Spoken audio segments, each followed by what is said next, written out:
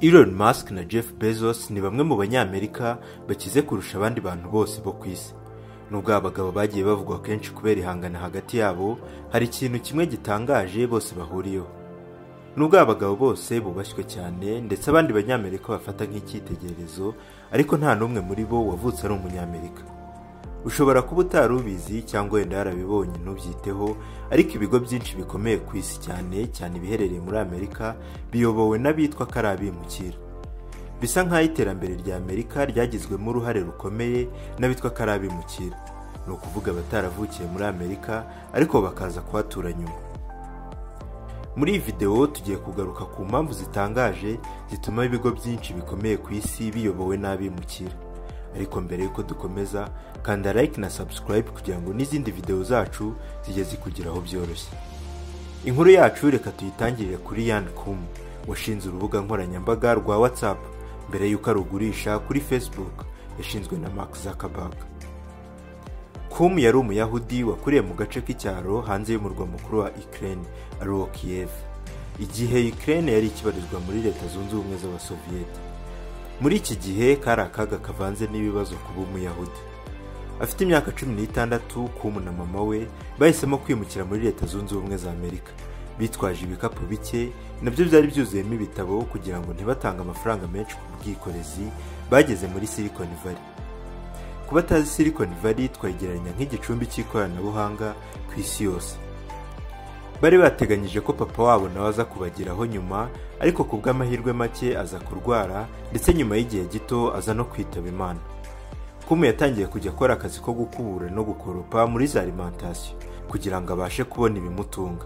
Mama we nawe yaje kubona akazi, ariko ku bw'amahirwe make aza kurwara kanseri, aza no kwitaba Imana hashize imyaka 3 neza. Se wa nawe wapfuye. Ubu buzima birumvikana kuretse no ku musore ukiri muto, umuntu ari we wese bwamutonda cyane, noneho nyuma yo kubura ababyeyi bombi. Gusa ibi ntibyamuciye intege. Akiri umwana yatangiye kwigisha iby'itumanaho rya mudasobwa, computer networking, akoresheje ibitabo byakoreshejwe n'abandi yatiraga mu iduka ry'ibitabo, nyuma akaza kubisubizayo. Yamana idahumbya, yaje kubona amafaranga yiyandikisha muri kaminuza ya San Jose State University. Gusa aza kuva mu ishuri ubwo urubuga rwa Yahoo rwamuhaga akazi ko kuba injeniyeri w'ibikorwa remezo byarwo, infrastructure engineer.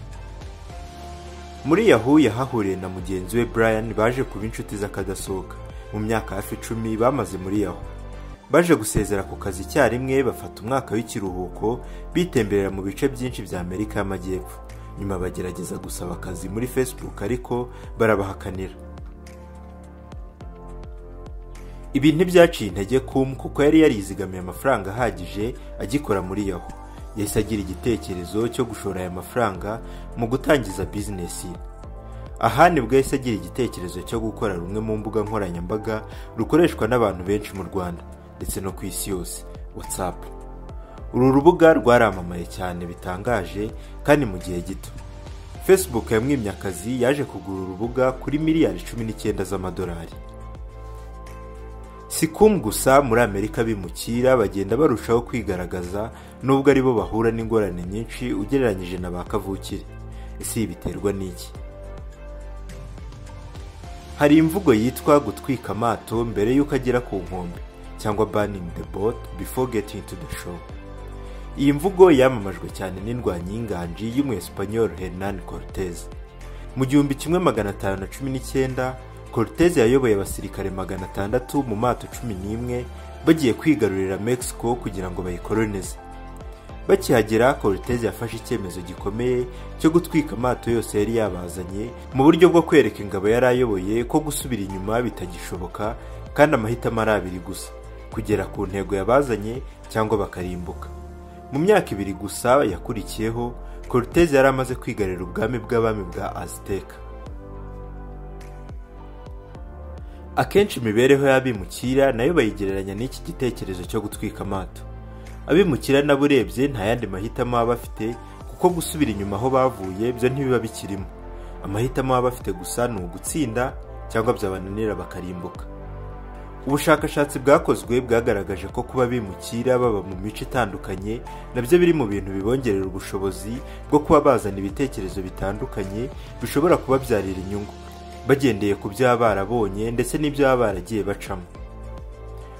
Ntabwo yari buzigera agira igitekerezo cyo gushinga WhatsApp, urubuga abantu bashobora kuganiriraho yataza gukurira munsi y'igitugu cy'abasoviyete. Ndibuka neza ababyeyi banjye badafite uburyo bwizewe bwo kuganira kuri telefone kubera ukuntu abasoviyete babaga baneka kandi bumviriza buri kimwe. Ni ngombwa kandi n'iby'agaciro ko dushyiraho uburyo abantu bazajya baganira mu bwisanzure, bishyira bakizana kandi nta rwikekwe. Ibikomeye yabivuze abajijwe aho yakuye igitekerezo cyo gushinga WhatsApp. I remember my parents not being able to have a conversation on the phone. The walls had ears and you couldn't speak freely. Being shaped by those experiences, it's extremely important to make sure that we provide the level of privacy and security that people would be able to use our product freely and not being afraid. Ni umwe mu bimukira benshi babiciye bigacika muri Amerika. Kimwe cya kabiri cya kompanyi zikomeye muri Amerika zashinzwe n'abimukira cyangwa n'abana b'abimukira. Iyo bitaba bimukira byari gushoboka cyane ko sosiyete y'igihangange Google itari kubona izuba cyangwa ngo igere ku iterambere igezeho ubu ngubu. Ubwo umwe mu bashinze Google, Sergey Brin, yari afite imyaka 6 gusa, umuryango we wahunze itotezwa ryakoreraga abayahudi, antisemitism, mu cyahoze ari Leta Zunze Ubumwe z'Abasoviyete. Ubwo yigaga computer science in Stanford muri Amerika, Brin yahuye n'umunyeshuri mugenzi we Larry Page. Aba bombi bahise bakora systeme izwi nka search engine ifasha mu gushakisha amakuru kuri internet, bayita Backrub, yaje guhindukamo Google iyi twese tuzi. Aba bombi bagerageje kugurisha iyi search engine yabo ku rubuga rwa Excite ku $750 by'amadolari. Kubw'amahirwe ntibyakunze. None ubu Google ifite agaciro ka triliyoni irenga y'amadolari. Ubwo Page na Brin bahagarikaga imirimo yabo muri Google biciye muri kompanyi yireberera ya Alphabet, inshingano zose bazisigiye Sundar Pichai, undi mwimukira mugenzi wabo w'umuhindi. Pichai yari umunyeshuri w'umuhanga cyane ubwo yigaga mu Buhinde. Byanamuhesheje kwiga mu ishuri rikomeye cyane rya Indian Institute of Technology Kharagpur, aho yize ubwenjiniyeri mu bijyanye n'ibyuma, metallurgical engineering. Amerika yaje guha ikaze Pichai ubwo bamuhaga scholarship yo kwiga masters muri kaminuza ya Stanford ndetse n'ubucuruzi muri kaminuza ya Wharton. Indi mpamvu abashakashatsi bagaragaza ituma bimukira nka Pichai batera imbere cyane nuko politike nyinshi zireba bimukira mu bihugu byateye imbere akenshi usanga ziha amahirwe abanyeshuri b'abahanga nka Pichai ndetse n'abandi bajijutse baba barize za kaminuza. Nyuma y'imyaka 11 gusa akora muri Google, Pichai yagiye azamuka kugeza abaye umuyobozi w'iki kigo. Kubera umuhate we mu kuzana udushya, niwe wazanye igitekerezo cyo kuba bakubaka Google Chrome. Rimwe yigeze gutanga ikiganiro abwira abari bamukurikiye ko aya magambo yavuzwe n'umuvumbuzi Thomas Edison ariyo magambo asobanura neza icyo kuba rwiyemezamirimo ari cyo. Ntago nigeze ntsindwa, ahubwo nabonye inzira 10,000 zidakora. Uyu mwuka wo kudacika intege kandi niwo waranze Eric Yuan. Uyu mugabo ntago azwi cyane ndetse nawe uri kureba iyi video ndakeka kutamuzi, ariko ubu ngubu urubuga rwashinzwe na kompanyi ye rukoreshwa hafi muri buri rugo. Ubwo abantu benshi bari batangiye gukorera imirimo yabo mu rugo kubera Covid, abantu benshi batangiye gukoresha urubuga rwa Zoom kugira ngo babashe kuganira nabo bakoranaga. Yuan yahawe umuhate cyane n'ikiganiro Bill Gates yigize gutanga ubwo yari muri Aziya mu myaka ya za 90, ubwo yavugaga uko internet ishobora kubyara umusaruro. Yuan yashaka kuba mu bambere binjiye muri technology.com, ndetse kugira ngo ibabigereho yagombaga kwimuka akava mu Bushinwa akajya gutura muri Amerika. Gusa ibi ntibyaje kumworohera kuko Amerika yaje kumwima visa, bitari inshuro imwe, bitari inshuro ebyiri, bitari inshuro 3, ndetse byibuza ntiyigeze anabona green card kugeza agerageje ku nshuro ya 9. Yageze muri Amerika nta cyongereza na gicyazi, gusa ururimi rwa internet rwo yararudidibizaga. Kubera ubuhanga bwe yaje kubona akazi muri Webex, kompanyi yakoraga porogaramu zo muri mudasobwa zo guhamagarana imbona nkubone. Iyi yaje no kugurwa n'ikigo cya Cisco.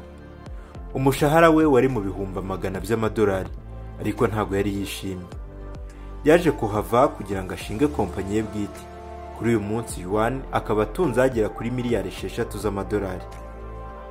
Undi muntu ukomeye cyane muri Amerika ariko ukomoka ku mwimukira ni Jeff Bezos, umuherwe ukomeye washinze sosiyete ya Amazon icuruza ibintu kuri internet, ndetse na Blue Origin, kompanyi ikora ibyogajuru.